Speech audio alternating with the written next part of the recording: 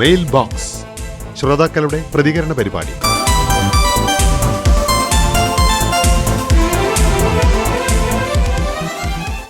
ഈ സ്റ്റുഡിയോ ക്ലോക്കിൽ ഇപ്പൊ സമയം എത്രയെന്നറിയോ? എത്രയായി? 6 മണി കഴിഞ്ഞ് 35. ആഹാ, ഇന്ന് വെള്ളിയാഴ്ചയാണ്. അപ്പൊ നമ്മള് എന്തിനാ ഇവിടെ ഇരിക്കുന്നേ? മെയിൽ ബോക്സ് ചെയ്യാൻ. അപ്പൊ നമുക്ക് മെയിൽ ബോക്സ് ചെയ്യാം അല്ലേ? അതെ, നമ്മുടെ ശ്രോതാക്കള് അയച്ചിട്ടുള്ള കത്തുകളും അവരോട് സംസാരിക്കുന്നതും ഹലോ മെയിൽ ബോക്സും അവരുടെ മെസ്സേജുകളൊക്കെ നല്ല വെറൈറ്റി സാധനങ്ങളുണ്ട് അല്ലേ? ഒരുപാടുണ്ട്. അപ്പോ ഈ മെയിൽ ബോക്സ് ചെയ്യണതിന്റെ മുന്നേ ഒരു അവതാരകൻ എന്നുള്ള നിലയിൽ ഒരുപാട് സമ്മർദ്ദങ്ങൾ ഉണ്ടാവും നമുക്ക്. നമ്മുടെ പരിപാടികൾ അത് ആൾക്കാർക്ക് ഇഷ്ടപ്പെട്ടോ ഇഷ്ടപ്പെട്ടില്ലേ, വിമർശനങ്ങളുണ്ടോ? ശരിക്കും പറഞ്ഞ വിമർശനങ്ങളാണ് ശരിക്കും പരിപാടിയെ നന്നാക്കുന്നതെന്ന് പറയാം. പലപ്പോഴും ഈ ശ്രോതാക്കൾ ഇങ്ങനെ നമ്മളെ വിമർശിക്കാറില്ല. അവർ പറയും നല്ല പരിപാടിയാണ്, വളരെ നിലവാരം വൃത്തി എന്നൊക്കെ പറയാറുള്ളൂ. എനിക്ക് ശരിക്കും പറഞ്ഞാൽ ഈ വിമർശിക്കുന്ന കത്തുകളോടാണ് ഇഷ്ടം കൂടുതൽ. അപ്പോഴല്ലേ നമ്മൾ സ്വയം നമുക്കൊരു വളർച്ച ഉണ്ടാവുള്ളൂ. തീർച്ചയായും. അപ്പൊ ശ്രോതാക്കൾക്കും വളർച്ച ഉണ്ടാവണം, നമുക്കും വളർച്ച ഉണ്ടാവും. അതെ, നമ്മുടെ പരിപാടികളിൽ എന്തെങ്കിലും പ്രശ്നങ്ങൾ ഉണ്ടെങ്കിൽ ചൂണ്ടിക്കാണിച്ചു തരേണ്ടത് ശ്രോതാക്കൾ തന്നെയാണ്. അല്ല, പിന്നെ ഒരു പരിപാടി നന്നായി എന്ന് പറയുന്നതിൽ യാതൊരു തെറ്റുമില്ല. അത് അവർക്ക് എങ്ങനെ, അത് ഒരു പരിപാടി എങ്ങനെയാണ് നമ്മളിൽ എത്തിയത് അല്ലെ, നമുക്കത് ഇഷ്ടപ്പെട്ടു, ഒരാളുടെ പ്രസന്റേഷൻ ഇഷ്ടപ്പെട്ടു, അതൊക്കെ തീർച്ചയായിട്ടും എഴുതണം, യാതൊരു സംശയമില്ല കാര്യത്തിൽ. പക്ഷേ അല്ലാത്ത കത്തുകൾ ഉണ്ടെങ്കിലും നമുക്ക് യാതൊരു പിണക്കവും ഇല്ല. അപ്പൊ നമുക്ക് മെയിൽ ബോക്സിൽ വന്നിട്ടുള്ള മെസ്സേജുകൾ വായിച്ചു തുടങ്ങിയാലോ? അപ്പൊ അതങ്ങോട്ട് തുടങ്ങാം. മൊയ്തീൻ കുഞ്ഞ് തൃക്കാക്കരയാണ് ഈ ഒരു മെസ്സേജ് അയച്ചിട്ടുള്ളത്. എത്രയോ കൊല്ലങ്ങളായിട്ട് മൊയ്തീൻ കുഞ്ഞ് തൃക്കാക്കര ഇങ്ങനെ അനുസ്യൂതം കത്തുകൾ എഴുതിക്കൊണ്ടിരിക്കുന്നു, മെസ്സേജുകൾ എഴുതിക്കൊണ്ടിരിക്കുന്നു അല്ലേ? അതെ, അദ്ദേഹം ഇങ്ങനെയാണ് അയച്ചിട്ടുള്ളത്.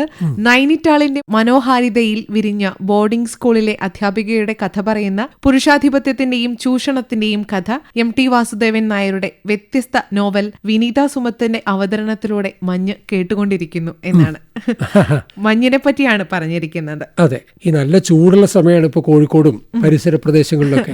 ഈ സമയത്ത് രാവിലെ മഞ്ഞിനെ കുറിച്ച് പറയുമ്പോൾ നല്ല രസം ഉണ്ടാവും അല്ലേ? അപ്പൊ മൊയ്തീൻ കുഞ്ഞിന് എന്താണ് ഈ മഞ്ഞ് ഇഷ്ടപ്പെട്ടോ? മഞ്ഞ് ഇഷ്ടപ്പെട്ടത് കൊണ്ടാണല്ലോ ഇത്തരത്തിലൊരു മെസ്സേജ് അയച്ചിട്ടുണ്ടാവുക. അപ്പൊ നീ വായിച്ചോളൂ അടുത്തത്.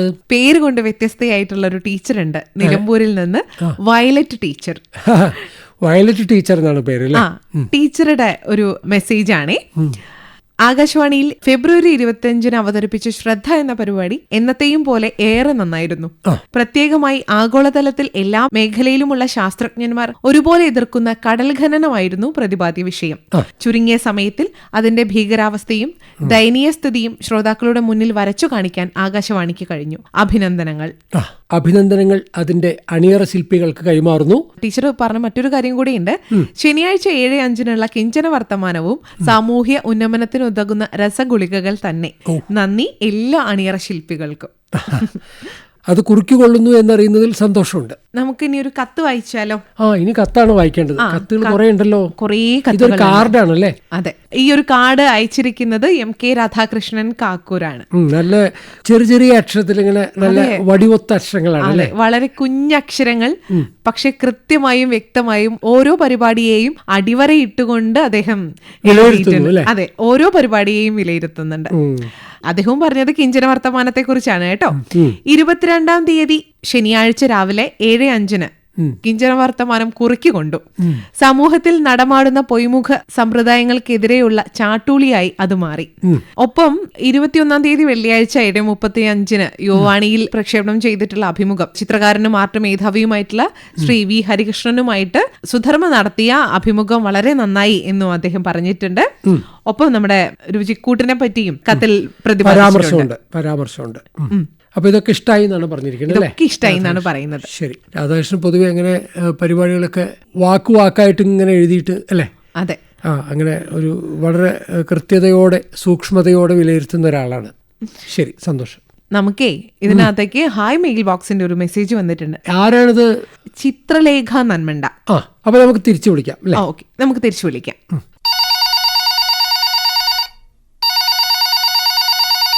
ഹലോ, നമസ്കാരം. മെയിൽ ബോക്സിലേക്ക് സ്വാഗതം. ആരാണ് സംസാരിക്കുന്നത്? ഞാൻ നന്മണ്ടേന്ന് ചിത്രലേഖയാണ്. പറയൂ. ഞാൻ ഈ റേഡിയോന്റെ ഒരു ഭയങ്കര ആരാധികയാണ്. അത് ഞാൻ കുഞ്ഞുനാള് തൊട്ടേ റേഡിയോ കേൾക്കുന്ന ആളാണ്. ആഹാ. ഇപ്പോഴ് വചനാമൃതം തുടങ്ങി അവസാനം രാത്രിത്തെ പാട്ട് വരെ കേൾക്കാറുണ്ട്. ആ. ഒരു പ്രൈം ടൈം തന്നെ പിന്നെ വിനോദവും വിജ്ഞാനം ഒക്കെ നമുക്ക് റേഡിയോ കേട്ടാ കിട്ടും. എല്ലാ ശ്രദ്ധ, സാദരം, കരിയർ കിസ്, എക്സാം ക്യാപ്സ്യൂൾ, അങ്ങനെ പലതും ഉണ്ട്. പിന്നെ പ്രധാനമായിട്ട് ഞാൻ പാട്ടിന്റെ ഒരു ആരാധികയും കൂടിയാണ്. എല്ലാ പാട്ടും ഞാൻ കേൾക്കാറുണ്ട്. ഇപ്പൊ റേഡിയോന്ന് പലതരത്തിലാണ് വിഭവങ്ങൾ പാട്ടിന്റേത്. അതൊക്കെ എനിക്ക് ഭയങ്കര സന്തോഷം തോന്നലുണ്ട്. ഇങ്ങനെ തന്നെ ഇനി മുന്നോട്ട് പോകണം എന്നാ എന്റെ ആഗ്രഹമുള്ളത്. എല്ലാ പരിപാടികളും കേൾക്കാറുണ്ടോ? എല്ലാ പരിപാടിയും കേൾക്കും. ഞാൻ ജോലി ചെയ്യുന്നതിന്റെ കൂട്ടത്തിൽ എല്ലാ പരിപാടിയും കേൾക്കും. ചിലപ്പോഴൊക്കെ വിളിക്കണം എന്നൊക്കെ വിചാരിക്കും, പക്ഷെ സമയക്കുറവ് കൊണ്ട് വിളിക്കാൻ കഴിയാറില്ല. പിന്നെ നമ്മുടെ വാർത്ത വായിക്കുന്ന അക്കീം സാർ റിട്ടയർ ആകുകയാണല്ലോ, അത് കേട്ടപ്പോഴും ഒരു വലിയ വിഷമായി.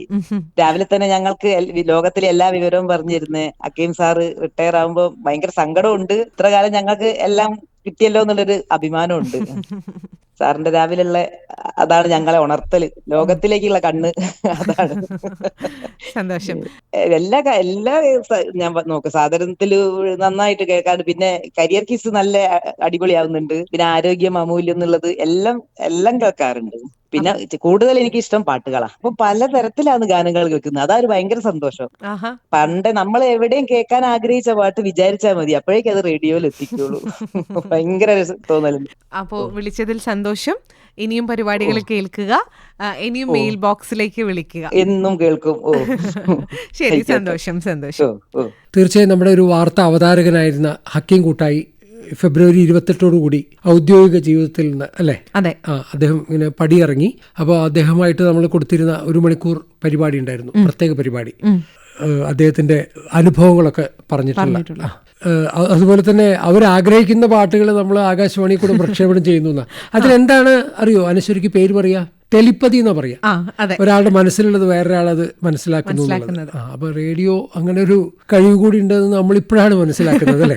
ആയിക്കോട്ടെ. ഒരുപാട് ആളുകളുടെ മനസ്സിലേക്ക് വളരെ സന്തോഷം നിറയ്ക്കുന്ന പാട്ടുകളായിട്ട് ആകാശവാണി എത്തുന്നുണ്ട് എന്നുള്ളതാണ് ഇതിൽ നിന്ന് മനസ്സിലാക്കാൻ സാധിക്കുന്നത്. തീർച്ചയായിട്ടും. ഇനി മറ്റൊരു മെസ്സേജ് ഉണ്ട്. അയച്ചിരിക്കുന്നത് മോഹൻദാസ് ചെമ്പ്രക്കാട്ടൂരാണ്. അദ്ദേഹം പറഞ്ഞത് ഇങ്ങനെയാണ്: അരങ്ങ് റേഡിയോ നാടക പരമ്പരയിൽ കേൾപ്പിച്ച ഘടോൽഖജൻ എന്ന നാടകം വളരെയധികം ഇഷ്ടമായി.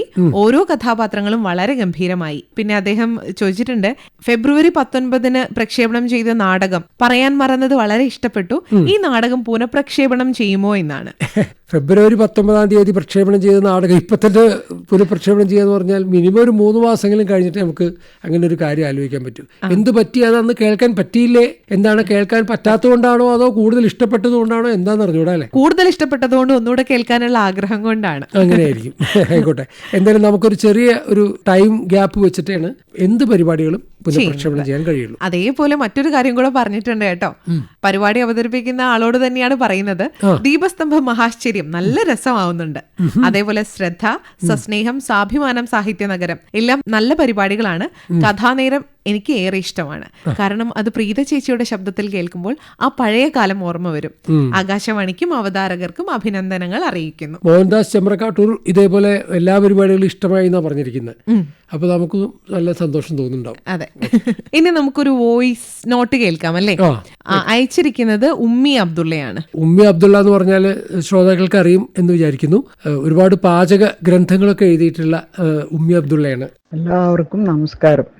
കഴിഞ്ഞ ഞായറാഴ്ചത്തെ കഥാനേരം എന്ന പരിപാടിയിൽ സക്കറിയയുടെ കഥ വായിച്ചത് കേട്ടു, എനിക്കിഷ്ടപ്പെട്ടു. കൂടാതെ പ്രീതയുടെ അതിൻ്റെ ചിത്രീകരിച്ചത് വളരെ നന്നായിരുന്നു. അതായത് മഴത്തുള്ളികൾ വീഴുന്നതും തൊമ്മൻ അത് ഓരോ തുള്ളി ആസ്വദിക്കുന്നതും അതിനെപ്പറ്റിയുള്ള ചിത്രീകരണമൊക്കെ വളരെ നന്നായിരുന്നു.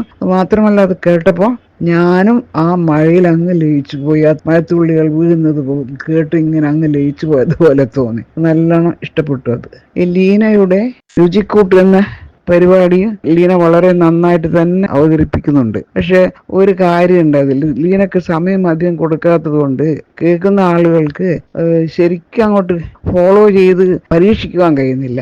ലീനക്ക് കുറച്ചും കൂടി സമയം അനുവദിച്ചു കൂടെ? മിസ്സസ് ഉമ്മി അബ്ദുള്ള പറഞ്ഞത് ഈ രുചിക്കൂട്ടിൻ്റെ സമയം കുറച്ച് കൂട്ടണം എന്നാണല്ലേ. ഈ സമയം കൂട്ടുക എന്ന് പറയുന്നത് വളരെ അസാധ്യമാണ് എന്നുള്ളത് ടൈറ്റായിട്ടുള്ള ഒരു ഷെഡ്യൂളാണ്. അപ്പം നമുക്ക് പരസ്യം കൊടുക്കണം, വെറൈറ്റി ആയിട്ടുള്ള പരിപാടി കൊടുക്കണം. പിന്നെ പലപ്പോഴും എന്താ ഒരു ബുദ്ധിമുട്ട് വെച്ചാൽ ചില സമയത്തൊക്കെ ചെറിയ ചെറിയ വിഭവങ്ങളായിരിക്കും. അവരൊരു പാചക വിദഗ്ധയായതുകൊണ്ട് അവരവർക്ക് അവരവരുടെ പരിപാടി കുറച്ചുകൂടി കേൾക്കണമെന്നുണ്ടാവും. അത് വളരെ സ്വാഭാവികമാണ്. അപ്പം ഈ ഒരൊറ്റ കാര്യം കൊണ്ടാണ് അത് ദൈർഘ്യം കൂട്ടാൻ പറ്റാത്തത്. പിന്നെ വേറെ പറഞ്ഞൊരു കാര്യം കഥാനേരത്തെ കുറിച്ചാണ് അല്ലേ. അതിഷ്ടമായി എന്നാണ് അവർ പറഞ്ഞിരിക്കുന്നത്. തീർച്ചയായിട്ടും സന്തോഷമുണ്ട്. ഈ പരിപാടി തുടങ്ങാനുള്ളൊരു കാരണം തന്നെ അതായിരുന്നു. ഒരു ആഴ്ചയിൽ 2 കഥ. അപ്പോൾ നമ്മൾ സ്വാഭാവികമായിട്ട് ഒരു വർഷത്തിൽ 50-54 കഥകൾ അറിയാണ്ട് കേട്ടുകൊണ്ട് വായിക്കും അല്ലേ. അതെ, ശരി. ഇനി മറ്റൊരു വോയിസ് കേൾക്കാം. അയച്ചിരിക്കുന്നത് മിനി സി ചന്ദ്രനാണ്. ഇന്നത്തെ വാർത്താ അവതരണത്തിന്റെ അവസാന ഭാഗത്ത് ശ്രീ ഹക്കീം കൂട്ടായി അദ്ദേഹത്തിന്റെ വിടവാങ്ങൽ സന്ദേശം പറഞ്ഞപ്പോൾ ഭയങ്കര എന്തോ ഒരു വാർത്താ അവതരണത്തിൽ ഉണ്ടാവുന്ന ഒരു അദ്ദേഹം ഇല്ലാത്ത ഒരവസ്ഥ ഇങ്ങനെ ആലോചിച്ചു പോയി. ഭയങ്കര ഒരു ഇത് തോന്നിപ്പോയി. എന്താ പറയേണ്ടതെന്ന് തന്നെ അറിയില്ല. അത്രയ്ക്കും സ്ഫുടതയോടെയൊക്കെ ഇനി വായിക്കാൻ ഇദ്ദേഹവും അനിൽചന്ദ്രൻ സാറുമായിരുന്നു നമുക്ക് ഏറ്റവും പ്രിയപ്പെട്ട വാർത്താ അവതാരകർ. ഇനി ആരാ ഉണ്ടാവുക എന്നുള്ള ഒരു ഇത് ഇങ്ങനെ ആലോചിക്കുക. പിന്നെ ഒരു കാര്യം പറയാനുള്ളത്, ഈ കുറ്റവും ശിക്ഷയും നാടകത്തിൻ്റെ നെറേറ്ററെ ആ ഒരു അവതരണം അത് പറയാതിരിക്കാൻ വയ്യ. അത്രയ്ക്ക് രസമാണ്. എന്താ ഓരോ ദിവസവും അതിൻ്റെ ആ നാടകം എങ്ങനെയായിരിക്കും എന്നുള്ള ആ ഒരു ത്രില്ലിലേക്ക് കൊണ്ടുപോകുന്ന അദ്ദേഹത്തിൻ്റെ പേര് ഇതുവരെ പറഞ്ഞിട്ടില്ല, ആരാന്ന് എനിക്കറിയില്ല. പക്ഷെ അദ്ദേഹത്തിനും നന്ദി അറിയിക്കുകയാണ്. എല്ലാ ആകാശവാണിക്ക് എല്ലാം നന്ദിയും അറിയിക്കുകയാണ്. പിന്നെ ഹക്കീം കൂട്ടായി സാർക്ക് ജീവിതത്തിലെ എല്ലാ ഭാവങ്ങളും നേരുന്നു. അപ്പൊ മിനി സി ചന്ദ്രൻ സ്ഥലം പറഞ്ഞിട്ടില്ല അല്ലേ? ഇല്ല, സ്ഥലം പറഞ്ഞിട്ടില്ല. അപ്പോൾ ഹക്കീം കുട്ടായിയുടെ ഇന്ന് വാർത്താ അവതരണത്തിൽ അവസാനം പറഞ്ഞൊരു കാര്യം പലരെയും അങ്ങനെ വളരെ ടച്ചിങ് ആയിരുന്നു എന്ന് പറഞ്ഞിട്ടുണ്ടല്ലേ. തീർച്ചയായിട്ടും ഇത്രയും കാലം നമ്മളെ വാർത്തകളിലൂടെ നമ്മുടെ പ്രഭാതങ്ങളെ സമ്പന്നനാക്കിയിട്ടുള്ള വാർത്താ അവതാരകനാണ് ഹക്കീം കുട്ടായി. ഉച്ചയ്ക്ക് 2:15 കൊടുക്കുന്ന ഈ തുടർ നാടക പരമ്പര അല്ലെ, അതേക്കുറിച്ചാണ് അവർ പറഞ്ഞിരിക്കുന്നത്. കുറ്റവും ശിക്ഷയും. ഡോസ്റ്റോയ്സ്കിയുടെ കുറ്റവും ശിക്ഷയും എന്ന് പറയുന്ന നാടകം. PA ബിജു എന്ന് പറഞ്ഞ ആളാണ് അതിന്റെ തുടക്കത്തിലൊക്കെ അതിന്റെ നറേഷൻ പറയുന്നത്. അതിന്റെ സംവിധായകനും PA ബിജു തന്നെയാണ്. തിരുവനന്തപുരം നിലയത്തിൻ്റെതാണ് ഈ നാടകം. അപ്പൊ ഏതായാലും അത് വളരെയധികം ഇഷ്ടപ്പെടുന്നു എന്നറിയുന്നതിൽ നമുക്ക് സന്തോഷമുണ്ട്. തീർച്ചയായിട്ടും സന്തോഷമുള്ള കാര്യമാണ്. ഫെബ്രുവരി 28 വെള്ളിയാഴ്ച ഹക്കീം കൂട്ടായുമായുള്ള അഭിമുഖ സംഭാഷണം ശ്രദ്ധിച്ചു. ഏറെ ഹൃദ്യമായിരുന്നു. ഈ ഒരു മെസ്സേജ് അയച്ചിരിക്കുന്നത് പൊറേരി വിജയൻ, ചാലിക്കര. തീർച്ചയായിട്ടും ആ പരിപാടി ഒരുപാട് പേരെ ആകർഷിച്ചു എന്നറിയുന്നതിൽ നമുക്ക് വളരെ സന്തോഷമുണ്ട്. സത്യൻ നായർ കരുവള്ളിക്കുന്ന് അയച്ച മെസ്സേജ്. സാധാരണ സത്യൻ നായർ ഈ കാർഡിലാണ് കത്തയക്കാറുള്ളത്. ഇപ്പൊ ഒന്ന് മാറ്റി പിടിച്ചായിരിക്കും അല്ലേ? നമ്മള് കാലം മാറുകയാണല്ലോ. അതെ അതെ, മാറ്റം ഉൾക്കൊണ്ട് അങ്ങനെ ഒരു മെസ്സേജ് അയച്ചിരിക്കുകയാണ്. എന്താണ്? ഫെബ്രുവരി 25 ഉച്ചയ്ക്ക് 1 മണിക്ക് റിയൽ FM-ൽ പ്രക്ഷേപണം ചെയ്ത P. ഭാസ്കരൻ മാഷിനെ കുറിച്ചുള്ള പരിപാടി വളരെ ഇഷ്ടപ്പെട്ടു എന്നാണ് അദ്ദേഹം പറഞ്ഞിരിക്കുന്നത്. ഓക്കെ, ഏതായാലും ഭാസ്കരൻ മാസ്റ്ററെ കുറിച്ചുള്ള പരിപാടി സത്യൻ നായർക്ക് ഇഷ്ടമായി എന്നറിയുന്നതിൽ വളരെ സന്തോഷമുണ്ട്. നമുക്കിനി ഒരു മെസ്സേജ് കൂടി ഉണ്ടേ. അയച്ചിരിക്കുന്നത് KMK കോളിച്ചാൽ. നമ്മൾ തുടങ്ങിയപ്പോ പറഞ്ഞു ഒരു വിമർശനം ഉണ്ടെങ്കിൽ നല്ലതായിരിക്കുന്നു. വിമർശനമാണ്. എല്ലാ പ്രോഗ്രാമുകളും ഒന്നിനൊന്ന് മെച്ചമെങ്കിലും മ്യൂസിക് മിക്സ് വലിയ നിലവാരം പുലർത്തുന്നില്ല. രഞ്ജിനിയിൽ ഗാനങ്ങൾ കേൾക്കാൻ എന്തു ചെയ്യണം? കൂടാതെ പദലഹരി, പദത്തിൽ തുടങ്ങുന്ന ഗാനങ്ങൾ, അക്ഷരലഹരി, അക്ഷരത്തിൽ തുടങ്ങുന്ന ഗാനങ്ങൾ, ഒരേ ചിത്രത്തിൽ നിന്നുള്ള ഗാനങ്ങൾ, ഒരേ ഗായകർ പാടിയ ഗാനങ്ങൾ, ഒരേ രചയിതാവിന്റെ ഒരേ സംഗീത സംവിധായകന്റെ ഗാനങ്ങൾ, ഇതെല്ലാം ഉൾപ്പെടുത്തിയാൽ വളരെ നന്നായിരുന്നു. പ്രതീക്ഷയോടെയാണ് അദ്ദേഹം ഇരിക്കുന്നത്. ഒരേ സിനിമയിലെ ഗാനങ്ങൾ നമ്മളിപ്പോൾ തന്നെ പ്രക്ഷേപണം ചെയ്യുന്നുണ്ട്. പിന്നെ നേരത്തെ പറഞ്ഞ പല പരിപാടികളും നമ്മൾ മുമ്പ് പ്രക്ഷേപണം ചെയ്തിരുന്നതാണ്. ഏത് പരിപാടികളും നമ്മളൊരു സമയം കഴിഞ്ഞാൽ നിർത്തി പുതിയ പരിപാടികൾ തുടങ്ങും. അതാണ് നമ്മുടേതായിട്ടുള്ള ഒരു രീതി. അതുകൊണ്ടാണ് ഇപ്പോൾ ഈ പറഞ്ഞ പല കാര്യങ്ങളും നമ്മൾ മുൻപേ പ്രക്ഷേപണം ചെയ്തതാണ്. മാത്രമല്ല, ഇപ്പോൾ ഏതെങ്കിലും ഇപ്പോൾ ഗാനരചയിതാക്കളുടെ അല്ലെങ്കിൽ സംഗീത സംവിധായകർ ഇവരുടെയൊക്കെ ഓർമ്മകൾ പുതുക്കുന്ന ദിവസമൊക്കെ അവരുടെ പാട്ടുകൾ മാത്രമാണ് നമ്മൾ കൊടുക്കാറുള്ളത്. ഇപ്പോൾ ഭാസ്കരൻ മാസ്റ്ററുടെ പാട്ടുകൾ അതൊക്കെ നമ്മൾ പ്രക്ഷേപണം ചെയ്തിരുന്നു. ഗിരീഷ് പുത്തഞ്ചേരിയായാലും നമ്മൾ അങ്ങനെ പ്രത്യേക ഓർമ്മ ദിനങ്ങളിലൊക്കെ അങ്ങനെയുള്ള പരിപാടികൾ കൊടുക്കാറുണ്ട്. അപ്പോഴേ പറഞ്ഞ് പരിപാടി കഴിയാനുള്ള സമയം ആവുന്നു. അപ്പോൾ ഇനിയും കത്തുകൾ എഴുതുക, മെസ്സേജുകൾ അയയ്ക്കുക. അതുപോലെ തന്നെ ഹായ് മെയിൽ ബോക്സ് എന്ന് പറഞ്ഞിട്ട് ഒരു മെസ്സേജ് അയച്ചാൽ നമ്മൾ തിരിച്ചു വിളിക്കും അല്ലേ? അതെ, തിരിച്ചു വിളിക്കും. ഓക്കെ, അപ്പോൾ ഇനി കത്ത് എഴുതാനുള്ള വിലാസം കൂടി പറയാം അല്ലേ? Station director, Akashvani, Kozhikode 673-032. അപ്പോൾ മെയിൽ ബോക്സിൽ നിന്ന് തൽക്കാലം വിട ചൊല്ലുന്നു. കൃഷ്ണകുമാർ, അനശ്വര. Good bye.